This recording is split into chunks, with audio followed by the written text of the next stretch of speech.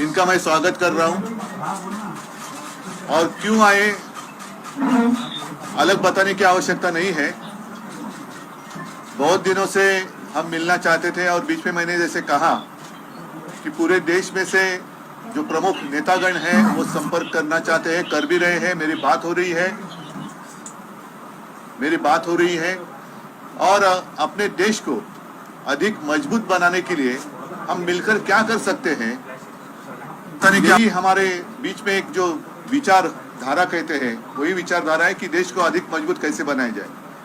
खैर, मैं तो हमेशा आपके साथ बातें करते रहता हूं, आगे भी करूंगा, लेकिन मैं अरविंद जी को कहूंगा, विनती करता हूं कि अरविंद जी आप आए हो, आप बताइए। सब लोगों को मेरा नमस्कार। सबसे पहले मैं उद्धव जी का बहुत बहुत शुक्रिया अदा करता हूं कि आज उन्होंने मुझे, भगवंत मान साहब को, संजय सिंह को, राघव चड्ढा जी को, हम लोगों को अपने निवास स्थान पे चाय पे आमंत्रित किया और उनके साथ काफ़ी विषयों के ऊपर चर्चा हुई। उद्धव जी से मिलने का मेरा बहुत दिनों से मन था। खासकर कोरोना के दिनों में मुझे याद है कि जब कोरोना पीक पे था उस वक्त हम सब लोग एक दूसरे से सीख रहे थे और जिस तरह से उद्धव जी ने और उनकी सरकार ने बॉम्बे में और पूरे महाराष्ट्र में कोरोना को कंट्रोल किया वो बहुत काबिले तारीफ था। और मुझे ये कहने में बिल्कुल भी संकोच नहीं है कि हम दिल्ली के लोगों ने बॉम्बे से और महाराष्ट्र से बहुत कुछ सीखा। इनकी कई सारी प्रैक्टिसेस होती थी जो कि बहुत अच्छी थी, जिनको हम दिल्ली में अपनाते थे, दिल्ली में हम उसको लागू करते थे। बहुत दिनों से मेरी इच्छा थी इनसे व्यक्तिगत तौर पे मिलने की और आज मुझे व्यक्तिगत तौर पे इनसे मिलने का, पूरे परिवार, आदित्य जी से मिलने का, पूरे परिवार से मिलने का सौभाग्य प्राप्त हुआ। और हमने बहुत सारी चीज़ों के ऊपर चर्चा भी की। आज देश के जो हालात हैं उनके ऊपर हमने चर्चा की। आज देश का युवा जो है वो बेरोजगारी से बुरी तरह से त्रस्त है। पढ़ लिख के लोगों को, बच्चों को नौकरी नहीं मिल रही है। बड़े बड़े उनसे वादे किए गए थे कि 2 करोड़ नौकरी देंगे, 4 करोड़ नौकरी देंगे, बच्चों को नौकरियां नहीं मिल रही हैं। और युवा जो है दर दर की ठोकरें खा रहा है। लोगों के घर का खर्चा नहीं चल रहा है। इतनी महंगाई हो गई है, इतनी ज़्यादा महंगाई हो गई है कि लोगों को अपना आमदनी बढ़ नहीं रही है और लोगों का खर्चे बढ़ते जा रहे हैं, चीज़ें महंगी होती जा रही हैं। जिस तरह से मौजूदा केंद्र सरकार कुछ चंद पूंजीपतियों को फायदा पहुंचाने के लिए एक तरह से पूरे देश को गिरवी रख रही हैं, सारे देश के संस्थानों को बेचती जा रही हैं। अब एक बहुत बड़ा आज सुनने में आया कि LIC जो है वो LIC भी अब धीरे धीरे घाटे में जाने लगेगा। करोड़ों करोड़ों लोग, जिन लोगों ने अपनी पूरी जमा पूंजी LIC के अंदर जमा कराई थी, उन लोगों का क्या होगा। इन कई सारे विषयों के ऊपर चर्चा हुई, देश के गंभीर हालात के ऊपर चर्चा हुई। हमारा देश तभी आगे बढ़ेगा जब हम एक दूसरे से सीखेंगे।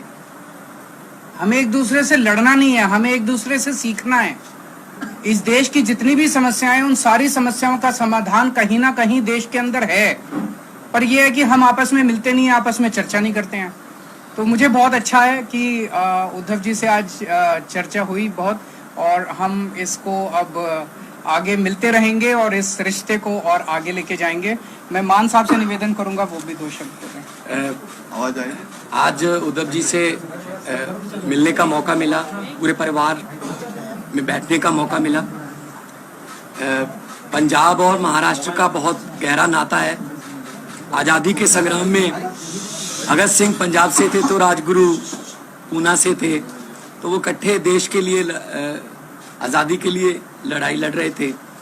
तो वीर सूरमाओं की भूमि है महाराष्ट्र, और पंजाब, महाराष्ट्र, बंगाल, चंद्रशेखर आजाद यूपी से, तो सब इकट्ठे होकर देश की आज़ादी के लिए लड़ रहे थे। उन्होंने ये नहीं कहा था कि उनको कदाचित ये चिंता नहीं थी कि आज़ादी आएगी या ना, उनको चिंता ये थी कि आज़ादी के बाद देश कौन से हाथों में जाएगा। तो इस देश की आज़ादी बहुत महंगी मिली है, वो भीख में नहीं मिली। बहुत बड़ी बड़ी कुर्बानियाँ हमारे जो पुरखे हैं, हमारे बुजुर्गों ने दी हैं। तो उस आज़ादी को कायम रखना भी हमारा फ़र्ज बनता है। वो तो अपनी कुर्बानियाँ देकर चले गए, हम उस आज़ादी को कायम रखने के लिए भी पंजाब हमेशा, हम बॉर्डर स्टेट हैं, हम हमारे जवान जो है सीना तान के खड़े हैं। तो देश कैसे आगे बढ़े, इस देश को दुनिया का नंबर 1 देश कैसे बनाया जाए, सोने की चिड़िया जो देश को कहा जाता था, उस चिड़िया के पंख किसने नोचे और उस चिड़िया का जो पूरा, मैं कहता हूँ एक एक पंख नोच कर कौन खा गया और कौन जो है वो इस देश में से लोग भाग रहे हैं, चाहे वो बड़े बड़े करोड़पतियों के नाम भी आ रहे हैं कि वो देश छोड़कर भाग रहे हैं। तो हमारा देश हर किस्म का मौसम है, हमारे पास मारूथल है, हमारे पास दरिया है, समुंदर है, कोल है, तेल है। बस सच्ची नीयत वाले लोग अगर इकट्ठे हो जाएं तो इस देश जैसा धरती पे कोई देश नहीं है। तो पूरे देश के 130 करोड़ लोगों का जो कल्याण कैसे हो, हर घर के चूल्हे को जो है वो आटा मिले, हर घर में आग जले, चूल्हे में रोजगार मिले और तरक्की हो, तंदुरुस्ती हो, इन मुद्दों पे बात हुई और अच्छा लगा। मैं धन्यवाद करना चाहता हूँ एक बार फिर उद्धव जी का और उनकी फैमिली का कि उन्होंने हमें यहाँ बुला के मान सम्मान दिया। आप आते रहिए। बीएमसी चुनाव को लेकर कुछ बात हुई है क्या? आपकी पार्टी की काफी तैयारी कर रही है बीएमसी चुनाव लड़ने की, इसके बीच में कुछ बात हुई है? इस देश में एक पार्टी है जो 24 घंटे चुनाव की सोचती है। हम 24 घंटे चुनाव की नहीं सोचते, हम देश की सोचते हैं। हमारे सामने देश है, हमारे सामने इस देश के बेरोजगार युवा हैं, हमारे सामने किसान हैं, हमारे सामने वो गृहिणी है जिसका पति हर महीने पैसे ला के देता है और उसका खर्चा नहीं चल रहा। 20 तारीख के बाद उसको पता नहीं अगले 10 दिन कैसे बीतेंगे। उन मुद्दों के ऊपर चर्चा हुई। जब चुनाव आएंगे चुनाव की भी चर्चा करेंगे।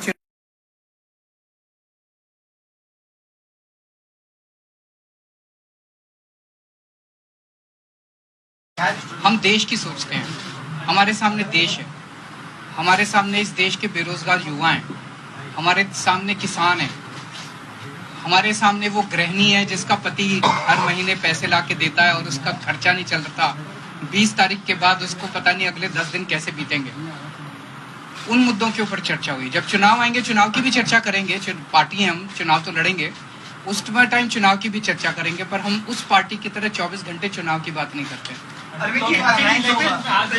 पॉलिटिकल सिनेरियो महाराष्ट्र में चल रहा है, इसमें अप एंड डाउन हुआ है, तो उसको किस तरह से देखेंगे? इसमें मैं एक ही चीज कहूंगा, अभी पिछले दिनों जो कुछ घटनाक्रम घटा, उद्धव जी की पार्टी की चोरी हो गई, उनका सिंबल चोरी हो गया, उनका नाम चोरी हो गया, उनका सारा जो था वो सब चोरी करके ले गए। पर मैं एक ही चीज कहना चाहता हूँ, इनके पिताजी शेर थे और ये शेर के बेटे हैं, तो पूरा महाराष्ट्र इनके साथ है।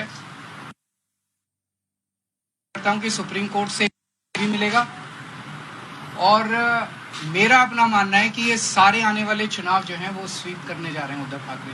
तो सर आप क्या सोच रहे हैं कि आने वाले समय में अगर महाराष्ट्र में चुनाव लड़ते हैं तो उद्धव जी के साथ आप अलायंस करेंगे? क्या सोच रहे हैं? जब चुनाव आएगा आपको सारी बातें बताएंगे। आज बहुत कॉलेज देखने को मिला है फिर से और कई लोग फायर भी हो गए, इस तरीके की खबर आई स्टैंडिंग कमेटी इलेक्शन में। मैं क्या बताऊं, ये तो आप उनसे पूछिए।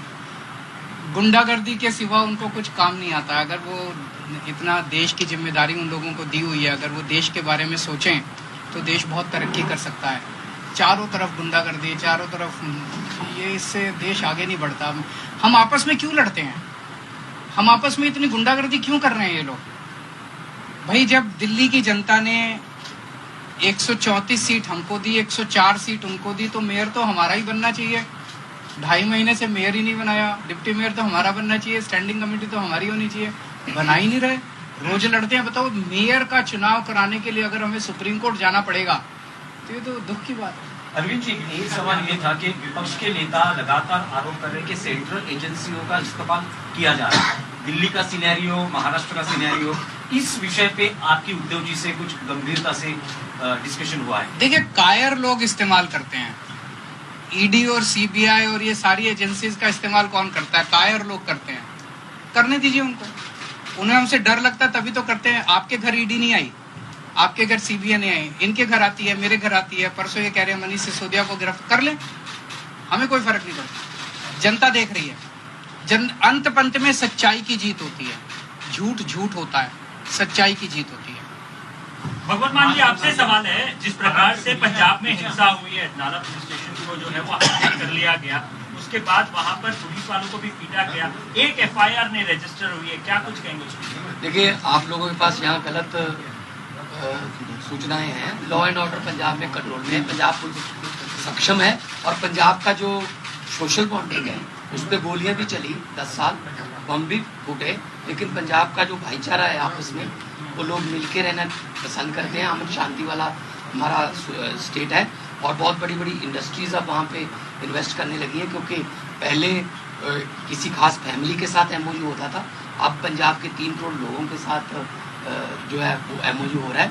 पंजाब को नंबर 1 स्टेट हम बनाने में अपनी तरफ से हमारी गारंटी थी। जब अरविंद जी और हम सारी टीम चुनाव प्रचार कर रहे थे, तब हम गारंटियाँ दे रहे थे, बिजली गुप्त की गारंटी, कच्चे मुलाजिमों को पक्के करने की गारंटी, रोजगार की गारंटी। तो मैं तो मतलब यही कहूँगा कि